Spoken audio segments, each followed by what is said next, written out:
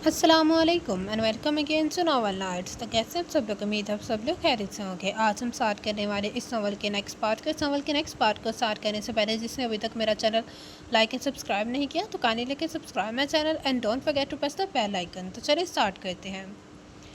हशम गर्देसी इंतहाई मसरूफ़ अंदाज में मोबाइल पर बात करता अपने रूम में दाखिल हुआ तो उसका पीए पीछे पीछे चला आया। हशम गर्देसी के फारिग होने का इंतज़ार करने लगा। सेल फोन ऑफ करके इस दफ़ा में निगाहों से देखा। सर, आपकी अपार्टमेंट मेहसान एंड कंपनी के एमडी नबील फ़ारूकी से है। वो इंतज़ार कर रहे हैं वेटिंग रूम में। अगर आपकी इजाज़त हो तो मैं उन्हें अंदर भेज दूँ। पीए इंतहाई मोदबाना लहजे में सहूलत से बोला। नबील फ़ारूकी का नाम सुनते ही उसके जहन की स्क्रीन में लाज इब्राहिम की शबीह लहरा गई। वो चंद साने के लिए सोच में पड़ गया। उन्हें अंदर भेज दो। पीए कमरे से बाहर निकल गया। थोड़ी ही देर में नबील फ़ारूकी चेहरे पर खुशामदाना मुस्कुराहट से जाया नहायत पुरतपाक अंदाज में हशम गर्देसी से मिला। जी नबील साहब, कैसे आना है हुआ? हशम गर्देसी ने संजीदगी से इस्तफसार किया। सर, दरअसल आपसे एक छोटा सा काम था। नबील अपनी भांज से चढ़ते छेड़ते हुए क्या कर बोला। कहीं वो काम तो नहीं जो लाखानी इंटरप्राइज और अफनान ग्रुप्स में कभी करवाने को बेचैन है? हशम गर्देसी नबील फ़ारूकी को बगौर देखते हुए बोला। जी जी बिल्कुल सर, वही काम। सर, मैं चाहता हूँ कि ये कॉन्ट्रैक्ट आप मुझे दिलवा दें। कॉन्ट्रैक्ट मुझे मेरा ख्वाब है और अपने इस ख्वाब को मैं हर कीमत पर हासिल करना चाहता हूँ। मगर नबील साहब, ये काम छोटा है और ना इस कॉन्ट्रैक्ट का हसूल आप बिल्कुल बजा फरमा रहे हैं। ये दोनों चीज़ें छोटी और आसान नहीं है, लेकिन आप तो बादशाह हैं। आपके एक दस्तखत से ये काम मिनटों में हो सकता है। इस पर नबील का बस नहीं चाह रहा था कि उस कॉन्ट्रैक्ट के हसूल के लिए वो हशम गर्देसी के पाँव पड़ जाता। नबील की बात पर हशम गर्देसी उकता कर बोला। नबील साहब, हम भी मामूली बंदे हैं। हमारे हाथ में भी खुले नहीं हैं। हमें बहुत से लोगों को जवाब देना पड़ता है। सर, आप बेफिक्र हैं, मैं आपको कोई शिकायत नहीं होने दूंगा। नबील उसे जो बात समझाना चाह रहा था वो उसे बखूबी समझ में आ रही थी। उसका वास्ता अक्सर ऐसे लोगों से पड़ता था जो अपना काम निकलवाने के लिए उसे भारी रिश्वत की ऑफ़र किया करते थे। आप शायद मुझे रिश्वत देने के मूड में हैं। हशम गर्देसी सपाट लहजे में बोला। रिश्वत बिल्कुल नहीं सर, मेरी क्या औकात कि मैं आपको रिश्वत दे दूँ। मैं एक छोटा सा गिफ्ट आपकी नज़र कर दूँगा। गिफ्ट? हशम गर्देसी इस लफ्ज़ पर चौंका, फिर बेसाख्ता कहा, ओके नबील साहब, फिर बात होगी। इस वक्त मुझे एक मीटिंग में जाना है। हशम गर्देसी ने गोया आज की मुलाकात का इख्तिताम किया तो नबील भी वहाँ से उठ खड़ा हुआ। खुदा के लिए नबील, मुझे कुछ भी समझाने की कोशिश मत करो। मैं इस बात को मानने में कोई आर महसूस नहीं कर रही कि मैं तुम्हारे म्यार की नहीं हूँ। मैं तुम्हारी सोसाइटी में सूट नहीं कर सकती। तुम्हारे और मेरे मिजाज का कोई मेल नहीं है। बेहतर होगा कि तुम किसी और लड़की को अपना शरीक के सफ़र चुन लो और जो हम तुम्हारा बिजनेस तुम्हारे बढ़ाने के लिए तुम्हारी मुआवन और मददगार साबित हो। आज नबील काफ़ी दिन बाद लाज से मिलने आया था, मगर मुलाजमा के ज़रिए जब उसने नबील से मिलने से इनकार किया तो वो खुद ही लाज के कमरे में चला। तुम होश में तो हो? तुमने ये सोचा भी कैसे कि मैं अपने दिल में तुम्हारी जगह किसी और को दे दूँगा? नबील जज्बात भरे लहजे में बोला तो लाज भी जी भर के बदमज़ा हो गई। नबील, तुम्हें अपने घर के लिए चिराग की रोशनी नहीं चाहिए जो तुम्हारे जीवन को पुररौनक और मकान को अपने वजूद से मनव्वर करते घर बना दे, बल्कि तुम्हें तो रोशनी के बजाय एक ऐसा जलता शोरा चाहिए जो अपने वजूद को खाकस्तर करके ऐसी चिंगारी अपने अंदर भर ले कि जिससे सामने वाला सरता पाँ पिघल कर अपने सुध बुद्ध भला बैठे। ऐसी बिजली चाहिए जो मर्दों के दिलों पर गिर कर अपने हुस्न का खराज वसूल करे। तुम्हें संदिल की खुशबू नहीं बल्कि रात की रानी की महक चाहिए जिसका कदर मुकद्दर करके से बाहर खुशबू फैलाना है। लाज से सुनाती चलेगी तो नबील को लाज पर बेतहाशा पेश आया, मगर वो मौके की नज़ाकत को समझते हुए अपने इश्ताल पर कंट्रोल करके, लाज, तुम मुझे गलत कर समझ रही, मैं तुम्हारे बिना जीने का तसव्वुर भी नहीं कर सकता। नबील दिल रफ्ती से बोला। मैं तुम्हें बिल्कुल सही समझ रही हूँ नबील, और जो ज़िंदगी तुम मुझे अपने संग देना चाहते हो उसका तसव्वुर करके मेरा दम घुट रहा है। लाज तलख लहजे में बोली। लाज, तुम क्यों मेरी मोहब्बत से बदगुमान हो रही है? शायद तुम पार्टी वाली रात से मुतल्लिक नाराज़ हो। मैं मानता हूँ कि उस रात में कुछ बह गया था, मगर तुम मेरे लिए गैर तो नहीं होना। अपने होश हवस को मोहब्बत का नाम मत दो। लाज बेजारी से बोली। अगर मेरे इरादे बुरे होते तो इस रात तुम मेरे फार्म के कमरे से एक कदम भी बाहर नहीं निकाल सकती थी, और आज जो तुम इतने गरूर से मेरे सामने खड़ी हो, यूँ मुझसे जरा कर रही हो ना, कमरे के कोने में मुंह छुपाए पड़ी हुई होती या मेरे कदमों में बैठी खुद को अपनाने की मिन्नतें कर रही होती। नबील का पैमाना ज़बत बुरी तरह से छलका था और वह इंतहाई जहरखंद लहजे में बोला। तो एक पल को लाज सहम सी गई, फिर अपने आप को मजबूत बनाकर सख्त लहजे में बोला। नबील, बेहतर यही होगा कि तुम मुझे भूल जाओ। मेरे दिल में तुम्हारे लिए कोई गुंजाइश नहीं है। मुझे उम्मीद है कि तुम मेरे साथ ज़बरदस्ती का बंधन नहीं बांधोगे। एक बात तुम अपने दिमाग में अच्छी तरह से बिठा लो, तुम्हारी शादी सिर्फ और सिर्फ मेरे साथ होगी, चाहे तुम्हारी रजामंदी हो या फिर तुमसे ज़बरदस्ती करके। नबील ने खतरनाक और संगीन रंगीन तेवरों से समेत कहा और फिर तेज़ी से उसके कमरे से बाहर चला गया। लाज जो इतनी देर से अपनी हिम्मतें मजतमा किए खड़ी थी, उसके जाते ही कमज़ोर और घने नेव पौधे की माने ज़मीन पर ढह गई। मलका बेगम एक हफ्ते के लिए अंदरूनी मुल्क हकूक़ के निस्वां के सिलसिले में मुनक़दा एक सेमिनार में गई हुई थी। उस सारे मामले में उन्हें कोई इल्म नहीं था, मगर जब वो घर आई तो फ़ौरन नबील ने उन्हें अपने तमाम तफसीलात से कहा क्या लाज जानू बेटा, तुम मेरे पीछे तुमने नबील के ख़िलाफ़ इतनी गलतफहमियाँ कैसे पाली कि तुम अब उससे शादी करने से इनकारी हो। हलावत आमेज़ लहजे में वो लाज से गोया हुई तो वह गहरी सांस भर कर रह गई। पहले ही जानती कि नबील मामा को अपनी मज़लूमियत की दहाइयाँ ज़रूर देगा। मामा, नबील ने आपको अपनी कारस्तानियाँ नहीं बताई कि उसने लाश जिद होकर बोलते बोलते एकदम हिचकिचा कर चुप हो गई। बेटा, आखिर तुम क्यों नबील की मोहब्बत से चिढ़ती हो?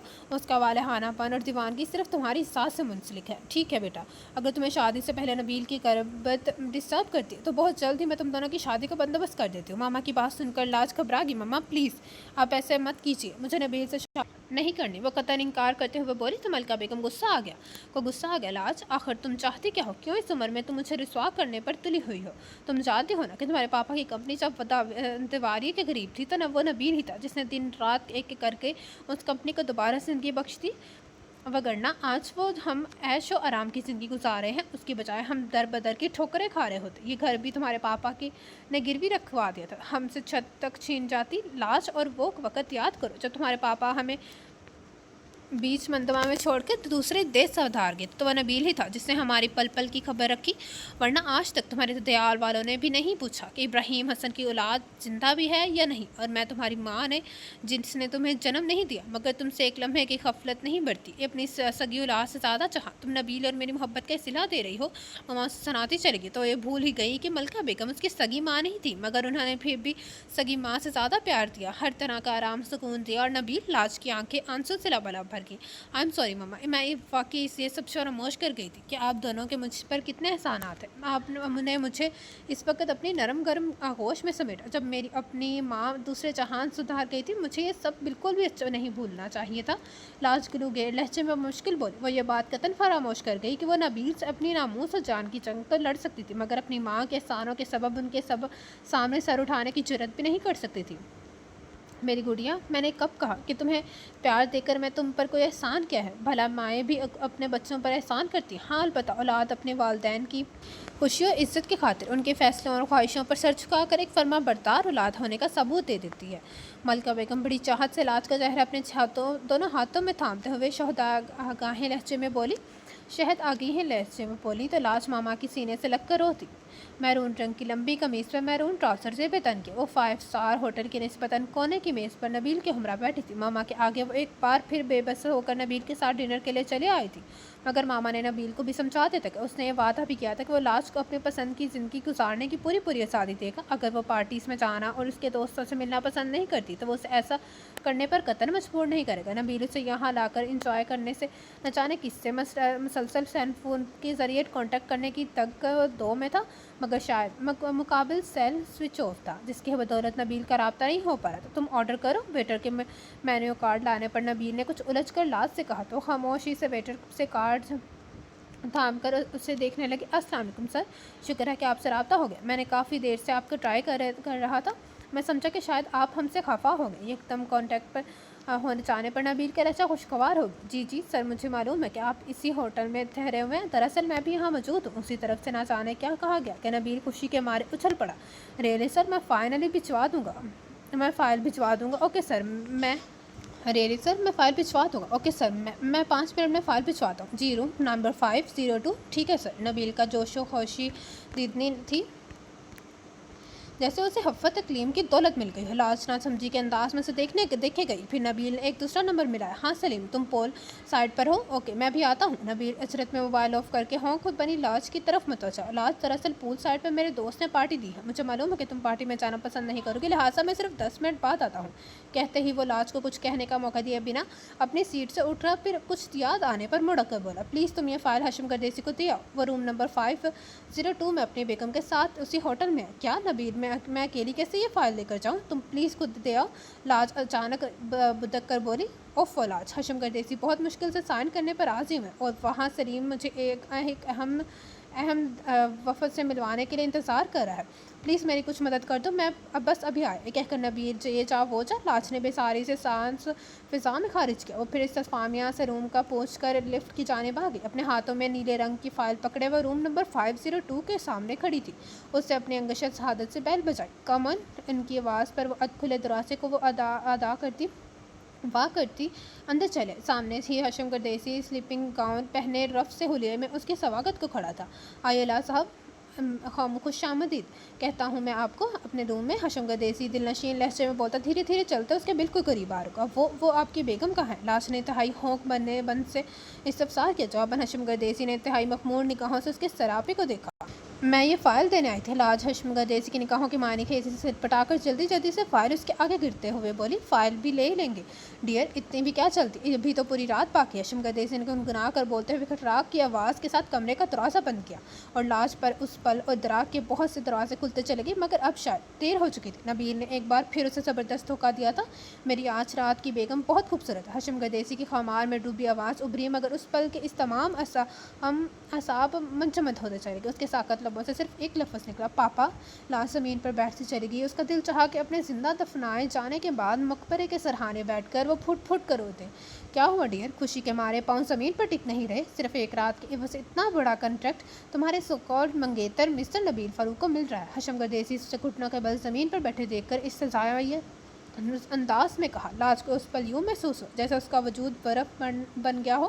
ہنی، اس طرح بیٹھ کر کیوں وقت ضائع کریں، مجھے نبیل کے دیے ہوئے گفٹ سے لطف اندوز ہونے دو۔ حشم گردیسی زہر کھند لہجے میں اس کی تھوڑی کو اپنی شہادت کی انگلی سے اٹھا کر بولا، تو آنکھوں میں حقارت، نفرت اور تنفر کے رنگ لیے اسی پل وہ لاج کو سہما گیا۔ اتنی کاٹ، اتنی چبھن تھی ان نگاہوں میں کہ لاج پہ ساختہ پیچھے کھسکتی چلی گئی۔ ارے تم یوں دور کیوں جا رہے ہو، جیسے کوئی باحیا لڑکی ہو، حالانکہ جس سوسائٹی کی تم پروردہ ہو وہاں تو تمہاری نبیل جیسے انسان کی منگیتر یا پھر بیویاں یوں ہی ایک فائل کے پر سائن کروانے کے عوض کسی منسٹر یا تاجر کے بیڈ روم کی زینت بنتی۔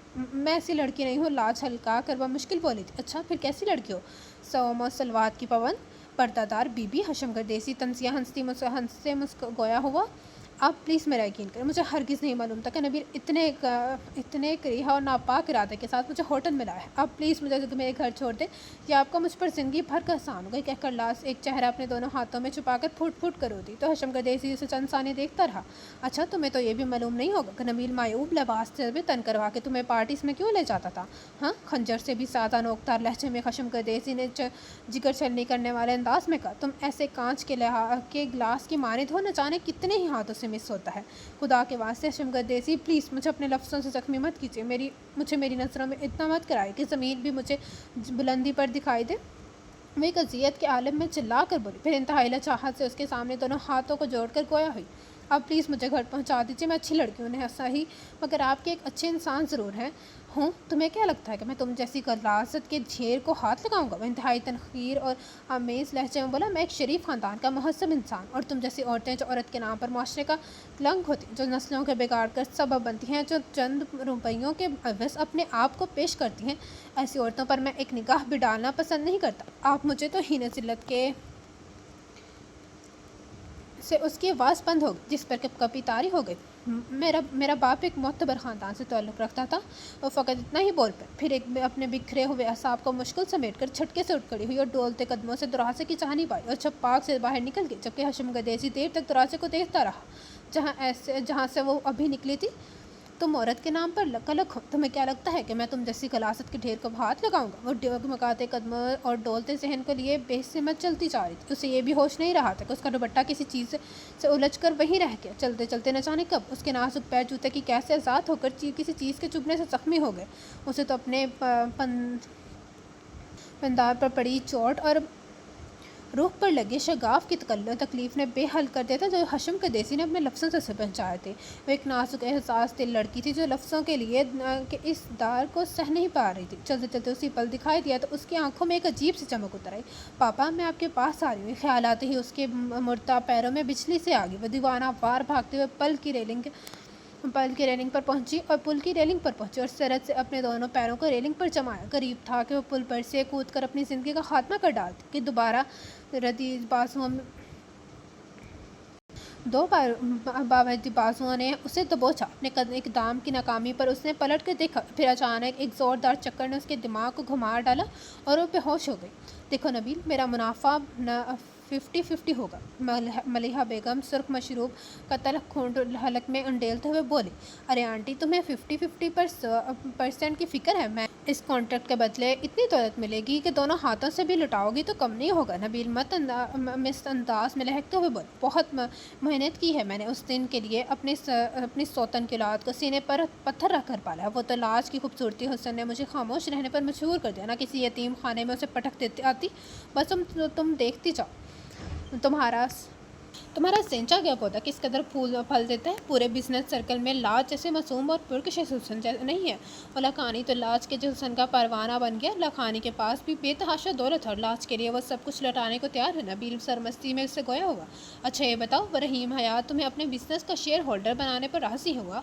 वैसे भी वो बड़ी टेढ़ी खीर है। अचानक कुछ याद आने पर मलका बेगम ने इस्तफसार किया। हूँ वो आजकल अपनी फैमिली के साथ छुट्टियां मनाने ऑस्ट्रेलिया गया हुआ है, मगर तुम फिक्र मत करो, तो कितनी ही टेढ़ी खीर क्यों ना हो, वो लाज को देखकर यूं पिघल जाएगा जैसे नमक का टुकड़ा पानी पड़ते ही बह जाता है। नबील तसल्लिया में अंदाज में बोला तो मलका बेगम ने भी तय दिए अंदाज में सर हिलाया।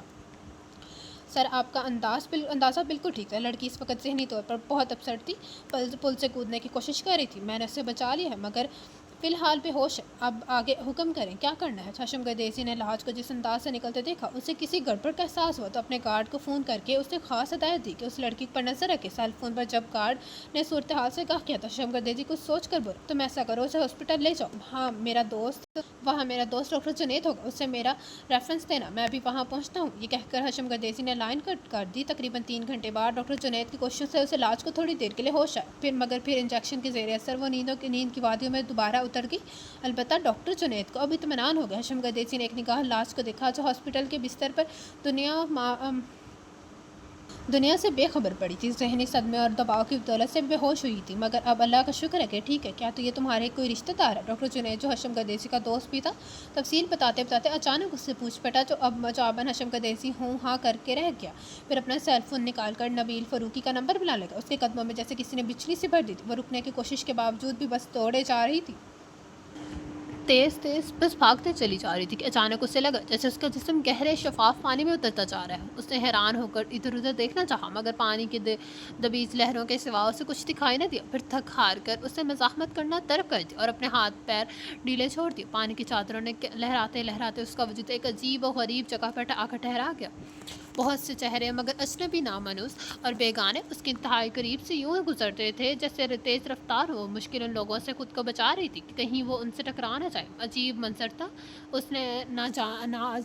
उसने ना आज से पहले सुना था, ना वो मारे घबराहट और परेशानी रो देने वाली थी कि वो एक अजनबी चेहरे के दरमियान एक इंतहाई मानूस चेहरा नमूदार हुआ जो उसको तेहरान और भौंचका देखकर मखसूस अंदाज में मुस्कुराया। वो चंद पल को साकत सी उस चेहरे को देखे गई, फिर बेआवाज़ उसके लबों से निकला पापा। वो चाहती थी कि दौड़ कर उसके वजूद के पास जाए और उसे बेतहाशा चूम ले, मगर जो कदम थोड़ी देर पहले दौड़ रहे थे उस पल उसे यूँ महसूस रहा जैसे वो बिना पैरों के वो हो। उसे बहुत कोशिश की कि वो पापा के पास है, मगर किसी नादीदा रस्सी ने उसके वजूद को ऐसे जकड़ा हुआ था जैसे सांप अपनी शिकारी से लिपट कर उसे मजबूर बेबस कर देता है। पापा, उसने फिर चिल्ला कर आवाज़ देना चाही, मगर ज़ुबान भी गंग थी। पापा देख चुके थे कि लाज बुरी बेताबी और बेकरारी से उनके पास आने को मचल रही। वो धीमे से मुस्कुराए, आहिस्तगी से गोया हुए, लाज मेरी बच्ची, अभी तुम यहाँ से जाओ। उनके कहते ही एक ज़बरदस्त झकड़ चला और लाज का बदन खजाएं रसी सीधा पत्ते की मानित उठता हुआ पानी की सतह पर आ गया।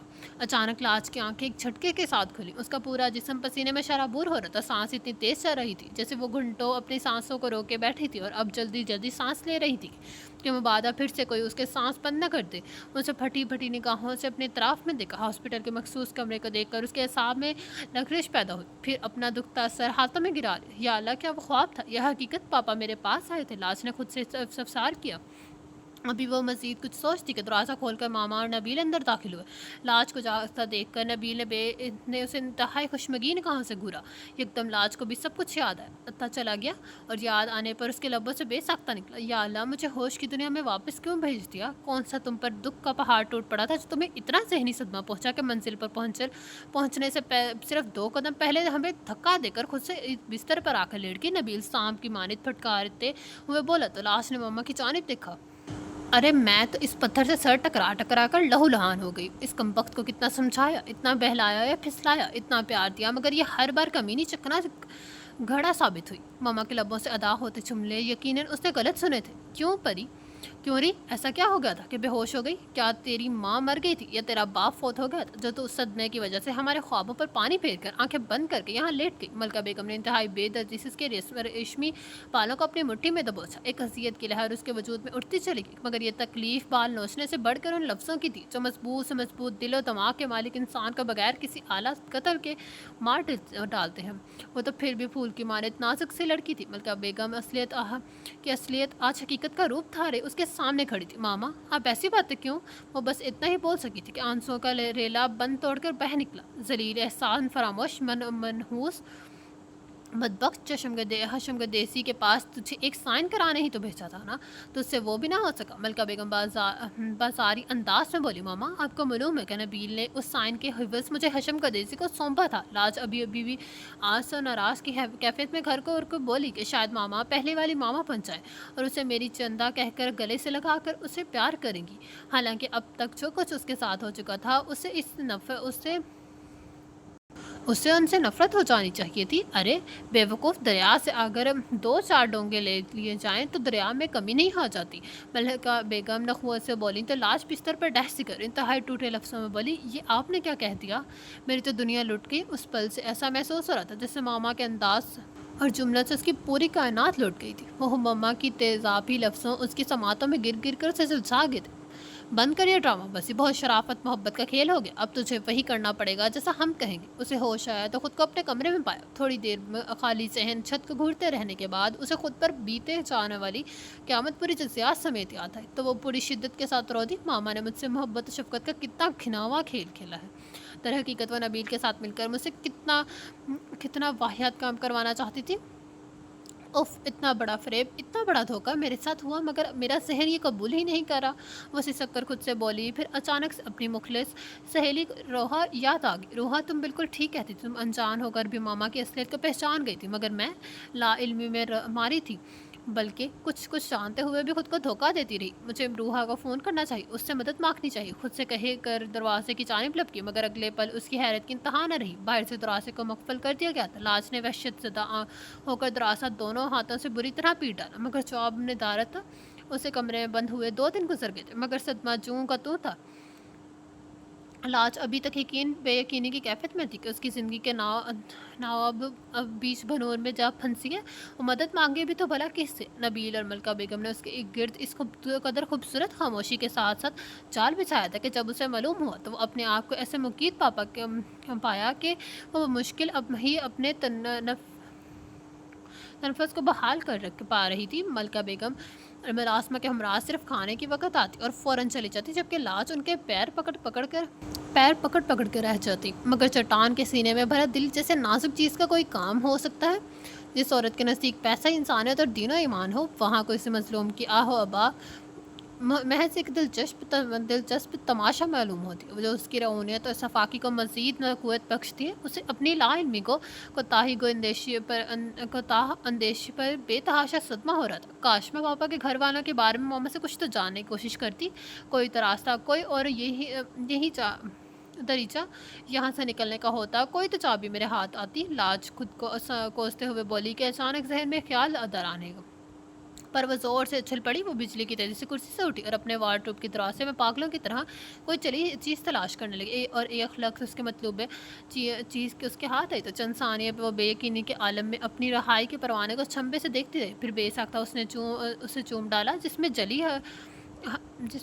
जली हर्फ में लिखा हुआ था, زاہد رحمان: ماما، میں نبیل اور آپ کی ہر بات ماننے کو تیار ہوں، مگر پلیز آپ مجھے اپنی شفقت سے محروم مت کیجیے، مجھ سے اپنی محبت مت چھینیں ورنہ میں مر جاؤں گی۔ لاش ملکہ بیگم کا ہاتھ پکڑ کر روتے ہوئے بولی تو ملکہ بیگم نے حیرت امیز خوشی سے لاش کو دیکھا۔ تم واقعی ہمارے کہنے پر چلو گی؟ ملکہ بیگم حیرت و مسرت سے کے جذبات میں گھر کر بولی، جی ماما، میرا آپ دونوں کے سوا اور ہے ہی کون؟ آپ لوگوں سے بچھڑ کر تو میں کہیں کی نہیں رہوں گی۔ لاش اپنے آنسو پہنچتی ہوئی نگاہوں میں چرا کر بولی، ٹھیک ہے، پھر 16 تاریخ کو تمہارا نبیل کے ساتھ نکاح کر دیتے ہیں۔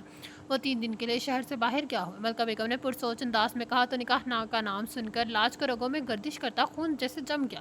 نکاح؟ لیکن 16 تاریخ تو 4 دن بعد ہے۔ اتنی جلدی؟ لاج من منا کر بولی، تو ہمیں کون سی تیاری کرنی ہے؟ بس سادگی سے نکاح ہی ہو جائے۔ یہ کہہ کر ملکہ بیگم نے اپنے سیل فون پر نبیل فاروقی کا نمبر ملایا اور اسے آئندہ کے پروگرام کے بارے میں بتانے لگی تو لاج بستر پر ٹہک گئی۔ اب مجھے جو بھی کرنا ہے وہ ان 3 دنوں میں ہی کرنا ہے۔ اس کا دماغ اس پل تیزی سے کام کر رہا تھا۔ ماما، میں روحا کو اپنے نکاح میں انوائٹ کر لوں؟ وہ میری اچھی سہیلی ہے، میں اسے نہیں بلاؤں گی تو برا مان جائے گی۔ یہ چونچلے تم ایک طرف رکھو، بھاڑ میں گئی تمہاری دوست کی ناراضی، کسی کو بلانے کی ضرورت نہیں ہے۔ نبیل اور ملکہ بیگم کے سامنے ہتھیار ڈالنے کے بعد ملکہ بیگم نے اسے کمرے سے نکلنے کی آزادی تو دے دی، مگر وہ گھر سے باہر نہیں جا سکتی تھی، فون بھی استعمال نہیں کر سکتی تھی۔ سیل فون تو نبیل نے بہانے سے اسی دن ہوٹل میں لے لیا تھا جب وہ ہشم قدیسی کے کمرے میں بھیجا تھا۔ اپنے بات رد ہوتے ہیں دیکھ کر وہ ہاتھ مل کر رہ گئی، بڑی دقتوں سے مسکرا کر گویا، اوکے ماما، جیسے آپ کی مرضی۔ وہ مایوسی سے ان کے کمرے سے پلٹی، پھر اب کیا ہوگا؟ اسے زندان سے میں کیسے نکلوں؟ آج وہ لاج ابراہیم سے لاج نبیل بننے والی تھی۔ وہ نبیل جو غیرت و اہمیت سے نا بلند ایسا بے کردار انسان تھا جو شاید دولت کی خاطر اپنے خونی رشتوں کی بھی بولی لگا دیتا، اور ایسے شخص کی بیوی بننے سے بہتر تھا کہ خود کو ختم کر ڈالتی، مگر پاپا کا خواب ایسا کرنے سے باز رکھے ہوئے تھا۔ ملکہ بیگم نے 2 ملازموں کے ہمراہ لاج کو پارلر بھیجا۔ لاج نے پہلے سے تیار کردہ چھوٹا سا پرس جس میں زاہد رحمان کا وزٹنگ کارڈ، کچھ نقدی اور اپنی ماں کا زیور اپنی چادر میں چھپایا اور نبیل کے ہمراہ روانہ ہو گئی۔ اف خدایا میری مدد کرو! انتہائی پریشان ہو کر دل میں گویا ہوئی، کل رات ہی سے اچانک بادل آسمان پر آ گئے اور اب اچھی خاصی بوندا باندی ہو رہی تھی۔ اب یہ اداسی اپنے چہرے سے ہمیشہ کے لیے دور کر لو، تم دیکھنا ہم اس دنیا میں نہ صحیح مگر پورے ملک میں سب سے زیادہ امیر کہلائیں گے۔ اسے مسمل سا بیٹھے دیکھ کر ڈرائیور کرتے نبیل نے ترنگ سے کہا تو لاش بھی کسی ہنستی کہ لخت بوندا باندی نے موسلا دار بارش کی صورت اختیار کر لی۔ اوہ نو، یہ بارش اتنی تیز کیسے ہوگی؟ نبیل کو ڈرائیو کرتے ہوئے دقت پیش ہو رہی تھی۔ وہ بڑی آہستگی سے ڈرائیو کر رہا تھا، اسے بارش میں ڈرائیو کرنے کی مہارت بالکل نہیں تھی، اس لیے وہ خاصا پریشان دکھائی دیتا تھا۔ لاش نے اپنے دماغ کو پوری طرح مست کیا قدرت اور رحمت کے ساتھ، واقعی اس پر مہربان ہو رہی تھی۔ نبیل، ایسا کرو تم واپس گھر چلے جاؤ، ابھی ہم گھر سے اتنا دور نہیں آئے، میں رشیدہ اور ممتاز کو لے کر ٹیکسی میں پارلر چلی جاتی ہوں۔ لاج بڑے ہموار انداز میں بولی، پھر اس کا جواب سنے بغیر بنا ہی گاڑی کا شیشہ نیچے گرا کر کونے پر کھڑی ٹیکسی کو ہاتھ کے اشارے سے اپنی جانب متوجہ کی۔ مگر تم اکیلی؟ اوف، یہ دونوں نہ ہے نا میرے ساتھ؟ لاج نے اس کی گو کیفیت پر قطعیت سے کہہ کر تیزی سے فرنٹ ڈور کھولا اور جلدی سے ٹیکسی کے جانے پڑی، پیچھے پیچھے وہ دونوں بھی لپکی۔ اف، اب میں ان دونوں سے کیسے چاند چھڑاؤں؟ لاج نے فکرمندی سے سوچا، پھر ٹیکسی ڈرائیور کو معروف بیوٹی پارلر کا نام بتا کر وہاں سے چلنے کو کہا۔ اب لاج پوری طرح سے مطمئن ہو گئی تھی کہ قدرت نے واقعی اس پر اس کی وسعت میں نہ تو اس کو تھام لیا تھا۔ پارلر پہنچ کر وہ بارش کے بوچھار سے بچتی بچاتی اندر آئی۔ تم لوگ یہیں بیٹھو، میں اندر جا رہی ہوں، تقریباً مجھے 3 گھنٹے لگیں گے کہ تیار ہونے کے۔ لاؤ یہ ڈریس مجھے تو دو، یہ لڑکیاں دلہن کے ہمراہ کسی کو اندر کمرے میں جانے نہیں دیتی۔ یہ کہہ کر لاج نے ان کے سے سامان لیا اور اندر کی جانب پڑی۔ دائیں ہاتھ پر مڑتے ہی وہ دوسرے داخلی دروازے سے باہر نکل آئی، البتہ چاہتے ہوئے اس نے برائڈل ڈریس انتہائی حقارت سے بڑی ڈسٹ بن کے نظر کیا تھا۔ مسلسل بجتی سیل فون کی آواز نے اسے گہری نیند سے جاگنے پر مجبور کر دیا۔ اف، کیا مصیبت ہے! پورے 2 دن بعد مجھے سونا نصیب ہوا، آخر کون فون کرے؟ ہشم قدیسی نے کمبل اپنے منہ سے ہٹانے ہوئے سوچا، پیر بجنا بند ہو گئی۔ اس نے سوچا کہ اسے سائلنٹ پر کر کے دوبارہ سو جائے چاہیے، مگر موبائل اسکرین پر جب گھر کا نمبر دیکھا تو فوراً کال ریسیو کی کہ وہ آج کل بزنس کے سلسلے میں دوسرے شہر آیا ہوا ہے۔ گھر والے اسے صرف ایمرجنسی کے وقت ہی فون کیا کرتے۔ اس نے پریشان ہو کر کال بیک کی تو فون سہرش نے اٹھایا۔ کہاں تھے آپ؟ میں کتنی دیر سے ٹرائی کر رہی تھی۔ سہرش کی شکوہ آمیز آواز کی سماعتوں سے ٹکرائی، مگر وہ اس کے سوال کو نظر انداز کر کے بولا، سب خیریت تو ہے گھر پر؟ نہیں، دادو کی طبیعت کچھ ٹھیک نہیں ہے۔ سہرش تھوڑا ٹکر بولی، کچھ ٹھیک نہیں؟ کیا مطلب ہے؟ صحیح بتاؤ، انہیں کیا ہوا ہے؟ ہشم قدیسی کو اپنی دادا اس دنیا میں سب سے زیادہ ہنسی تھی اور پریشان ہو کر بولا، ان کی شوگر بہت لو ہو گئی، بی پی بھی نارمل ہے، ہم نے انہیں ہاسپٹل میں ایڈمٹ کر دیا، وہ غشی میں بس آپ کو پکار رہے ہیں۔ میں بس ابھی نکل رہا ہوں۔ سہرش کی باتیں سن کر وہ فقط اتنا ہی بولا اور اپنا سیل فون آن آف کر کے سرحد سے کمبل ایک طرف پھینک کر بستر سے اٹھا۔ رکشے والے انہیں اسے بس اسٹینڈ پر اتارا تو لاج کرایہ ادا کر کے چند ثانیے وہاں کھڑی بسوں کے قطاروں کو دیکھتی رہی، پھر کچھ سوچ کر اسلام آباد جانے والی بس میں بیٹھ گئی۔ پہلے ہی ایک پی سی او کی طرف گئی اور پھر کچھ سوچ کر وہ ایک بس کی جانب دوڑی اور چھپاک سے اس میں سوار ہو کر پیچھے کی جانب کونے کی سیٹ میں چادر کی بکل مار کر بیٹھ گئی۔ بارش کا زور ٹوٹ چکا تھا مگر موسم سرما کی اس برسات پر اسے بے تحاشا پیار آ رہا تھا۔ اگر آج بارش نہ ہوتی تو یقیناً نبیل اس کو اسی پارلر میں ملازموں کے ہمراہ چھوڑ کر آتا جہاں اس کی بکنگ تھی۔ وہاں اس کا نمبر آنے پر اس کا نام لے کر کال کیا جاتا۔ جب رشیدہ اور ممتاز اسے پارلر سے غائب پاتی تو فوراً نبیل ملکہ بیگم کو کال کر دیتی اور وہ سب حرکت میں آ جاتے۔ لاج چاہتی تھی کہ جب انہیں اس کی گمشدگی کی اطلاع ملے تب تک وہ شہر سے باہر جا چکی ہو۔ کوچ میں بیٹھے سے پہلے اس نے پارلر میں پی سی او سے فون کر کے کہہ دیا کہ کسی کے انتقال کے سبب اس کا نکاح کینسل ہو گیا، لہٰذا اس کی بکنگ کو ختم کر دیا جائے تاکہ اس کو وہاں موجود نہ پا کر وہ لوگ گھر پر فون نہ کریں۔ او خدایا، سب یہ بس کب چلے گی؟ لاج انتہائی بے صبری سے بس چلنے کی منتظر تھی۔ شاید اس کوچ کی روانگی کا ٹائم نہیں ہوا تھا۔ وہ دل ہی دل میں بس چلنے کی دعائیں کر رہی تھی کہ اسی دوران دو داؤد باش قسم کے مرد کسی بات پر کہکا لگاتے ہوئے بس میں داخل ہوئے اور پچھلی سیٹوں پر برآسمان ہو گئے۔ لاش نے چادر کا کونا پوری طرح سے اپنے چہرے پر سرکا لیا۔ اسے ان لوگوں سے خوف محسوس ہوا۔ اسی وقت ایک نوعمر لڑکی ایک چھوٹی تھالی میں نارمل سجائے اندر آیا تو ان میں سے ایک شخص انتہائی اونچی ڈھونڈی آواز میں اس سے مخاطب ہو کر بولا، میڈم جی ناریل کھائیں گی؟ اپنی وہ تو یہ سمجھ بیٹھی تھی کہ ان لوگوں کی نظر اس پر نہیں پڑی مگر وہ بہت کھاک تھے۔ بس میں چڑھتے ہی انہوں نے لاج کو دیکھ کر یہ اندازہ لگایا تھا کہ لڑکی تنہا بھی ہے اور خوف زدہ بھی۔ لاج کے علاوہ کوچ میں صرف 2-3 مرد تھے۔ یقیناً انہوں نے لاج کو ہی آواز لگائی تھی مگر وہ یکسر نظر انداز کی کھڑکی سے چپکی بیٹھی قرآنی آیات کا درس ورد کر رہی تھی۔ ارے جی ہم آپ سے کہہ رہے ہیں ناریل کھا لیں، اس موسم میں تو اس کو کھانے کا مزہ ہی کچھ اور ہے، اور چھوٹے بیگم صاحبہ کو ناریل دو۔ عقب سے ایک بار پھر آواز ابھری تو لاج چاند سے لرز کر رہ گیا۔ وہ لڑکا اس کی جانب چلا، مجھے نہیں چاہیے۔ لاج کے حلق سے پھنسی آواز برآمد ہوئی، اوہ خانمہ اب تو زبردستی مت کرو، دوسرے شخص بولا۔ پھر دونوں اپنی باتوں میں لگ گئے تو لاج نے کچھ سکون کا سانس لیا۔ کوچ میں 3 دیہاتی قسم کی خواتین 6 بچوں اور 4 مردوں کے سمیت وارد ہوئی تو اسے ایک یکانا اطمینان محسوس ہوا۔ بس آہستہ آہستہ بڑھ رہی تھی مگر سب ہی اگلی سیٹوں کو ترجیح دے رہے تھے۔ لاج نے سوچا کہ وہ بھی آگے جا کر بیٹھ جائے کہ اسی دم وہ دونوں مرد اس کے بالکل سامنے کی سیٹوں پر برآسمان ہو گئے۔ لاج کا سانس اوپر کا اوپر اور نیچے کا اوپر رہ گیا۔ ہر سمت میں کئی پڑی پھولوں کی گردنیں اب کے صباحی پاک میں شمشیر بن گئی۔ جس سمت وہ اٹھی ہے ادھر مڑ گئی حیات، اس کی نظر ہی گردش تک تیر بن گئی ہے۔ آنٹی میں لاج کو پک کرنے جا رہا ہوں، میرے خیال میں وہ تیار ہو گئی ہو۔ وہ اب بارش بھی تھم گئی۔ نبیل کھڑکی سے شام ہم کے سائے گہرے سوتے دیکھ کر بولا، ٹھیک ہے تم ڈرائیور کے ساتھ لاج کو لینے جاؤ، ایسا نہ ہو کہ پھر بارش ہو جائے۔ ملکہ بیگم اپنی ساڑی کو کے فال ٹھیک کرتے ہوئے نبیل کو دیکھ کر طنزیہ بولیں، اوف جب میں بارش میں گاڑی نہیں چلا سکتا تو اس میں برائی کیا ہے؟ بہرحال میں لاج کو لینے جا رہا ہوں، وہ جھنجھلا کر بولا اور باہر جاتے پلٹ کر استفسار کیا، لا کہانی صاحب نے لاج کو جو ہیروں کا سیٹ گفٹ کیا تھا وہ تمہارے پاس ہے نا؟ تم اس گفٹ کی فکر مت کرو، میں نے اسے اپنے لاکر میں بحفاظت رکھا ہے، تم لاج کو لینے جاؤ۔ ملکہ بیگم جو کچھ دلچسپ انداز میں بولی تو نبیل سر ہلا کر باہر نکل گیا۔ 10 منٹ تو نبیل نے پارلر کے باہر کھڑے گارڈ کے کہنے پر انتظار کیا، پھر جھنجھلا کر بولا، لاج ابراہیم نام کی دلہن سے کہو کہ انہیں لینے گھر سے آئے ہیں۔ صاحب وہ میڈم ہمیں خود بتا دیتی کہ جس کا دلہن تیار ہو گیا تھا اگر اس کو کوئی لینے آ گیا ہو تو ہم انہیں بول دیں، پھر ابھی اس نام کا دلہن تیار نہیں ہوا۔ گارڈ رجسٹر پر نگاہیں دوڑا کر بولا، تو تم خود اپنی میڈم سے پوچھو کہ ابھی کتنی دیر باقی ہے؟ اچھا تم صبر کرو، ہم پوچھتا ہے، گارڈ اسے غصے میں آتا دیکھ کر بولا اور پھر انٹرکام اٹھا کر پہنچ چکا تھا۔ اچھا ٹھیک ہے۔ گارڈ کے ان لفظوں نے نبیل کو بری طرح چونکا دیا۔ کیا ہوا؟ کیا بول رہی تھی تمہاری میڈم؟ وہ صاحب اس نام کا تو کوئی دلہن نہیں، کیا تمہارا دماغ تو نہیں خراب ہوگا؟ خود جا کر دیکھتا ہوں۔ ارے رکو صاحب، جینٹس کا اندر جانا منع ہے۔ گارڈ اسے روکتا رہ گیا مگر وہ آندھی طوفان کی طرح پارلر کے استقبالیہ کمرے میں گھس گیا۔ سر لاج ابراہیم کے برائڈل میک اپ کی بکنگ ہمارے پارلر میں ہوئی تھی مگر انہوں نے خود کال کر کے بکنگ کینسل کر دی۔ استقبالیہ پر موجود لڑکی نبیل کے جارحانہ انداز دیکھ کر تھوڑی خائف ہو کر بولی، یہ کیسے ہو سکتا ہے؟ وہ تلملا کر بولے، اب پلیز یہاں سے جائیں اور انہیں کہیں اور ڈھونڈیے۔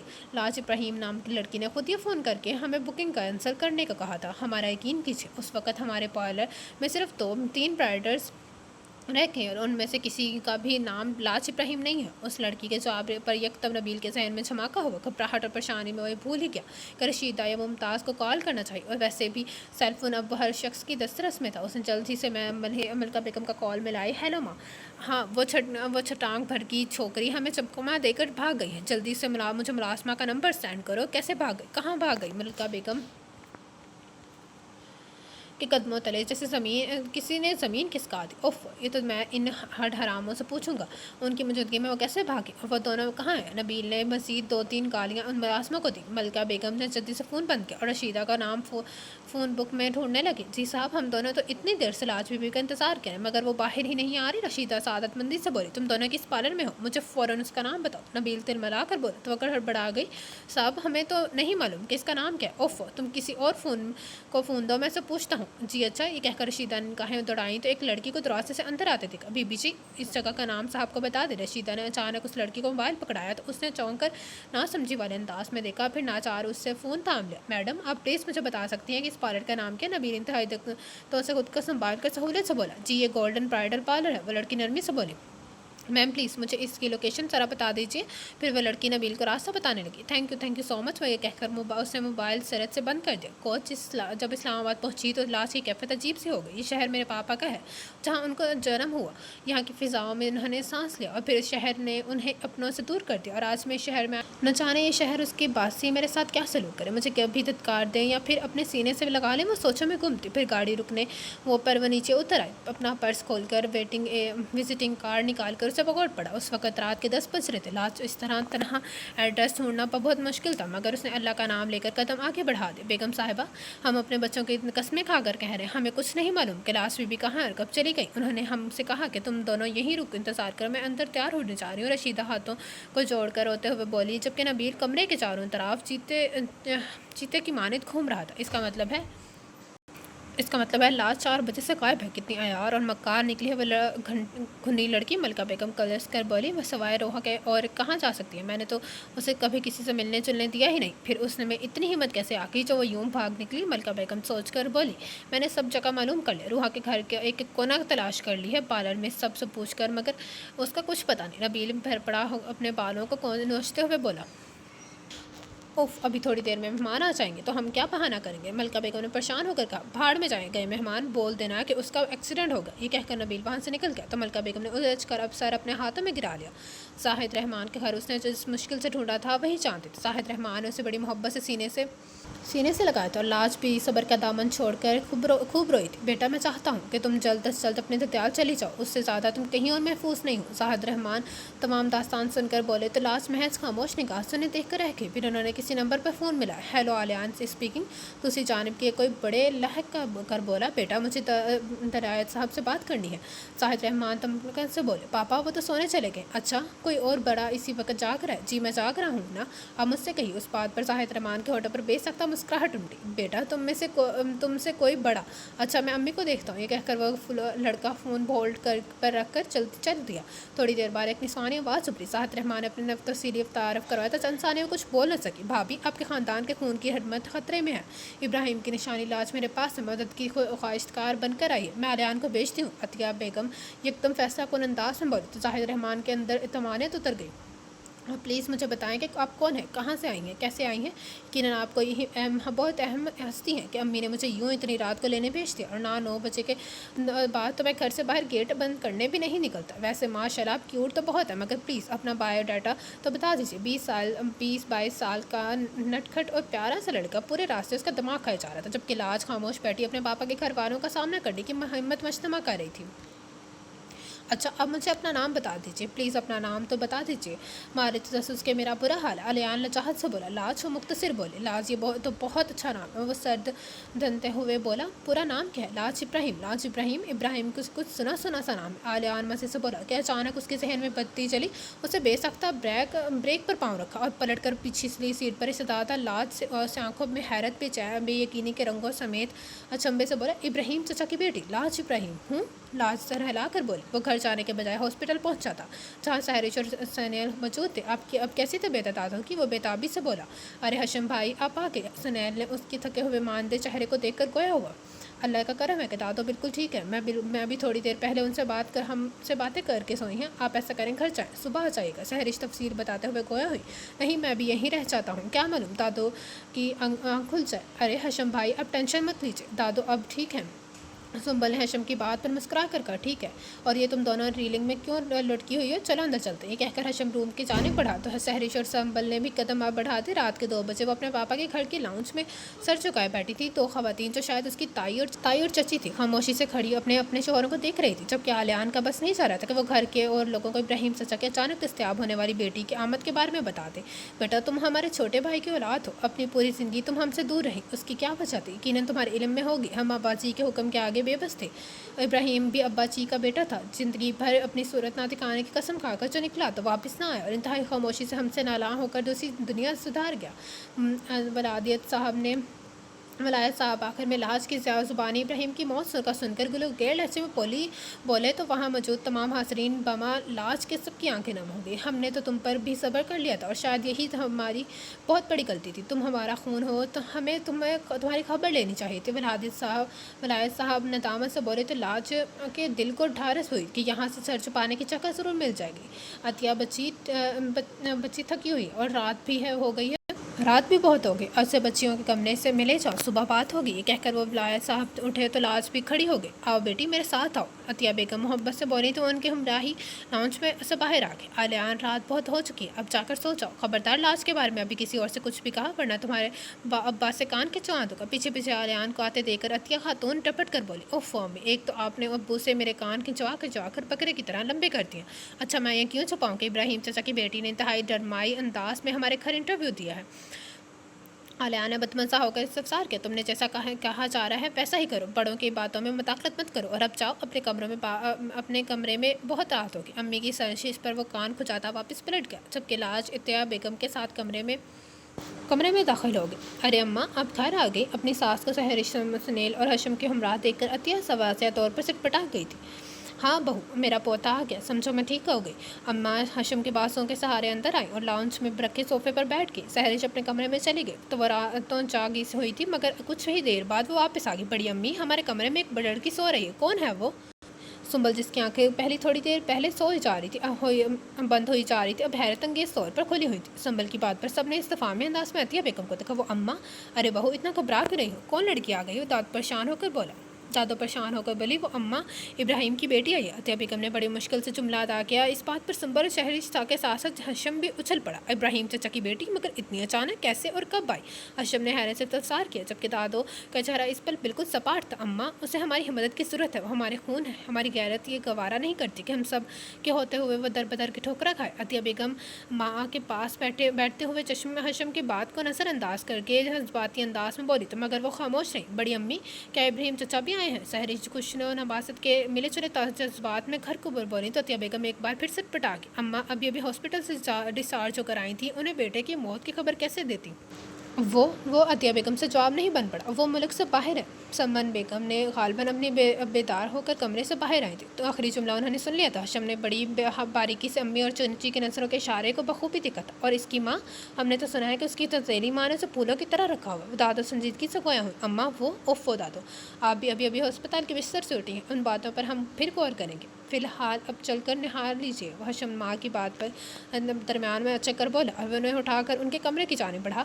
ساتھ میں سمن اور عطیہ بیگم بھی تھی۔ آؤ سنبل، ابراہیم چچا کی بیٹی کو چل کر دیکھتے ہیں۔ ان لوگوں کے جانے کے بعد سہرش نے عالم اشتیاق میں سنیل سے کہا تو وہ بھی جوش سے سر ہلا کر کمرے کی جانب چل دیا۔ تو یہ تھا آج کے ناول کے سیکنڈ پارٹ کا۔ کیسا لگا آپ سب کو ناول؟ کمنٹ باکس میں رائے کے ساتھ ضرور کیجیے گا۔ جس نے ابھی تک میرا چینل لائک یا سبسکرائب نہیں کیا تو کائنڈلی لے کے سبسکرائب میں channel, and don't forget to press the bell icon. آپ لوگ سے ملاقات ہوگی کل اس ناول کے نیکسٹ پارٹ کے ساتھ۔ اللہ حافظ۔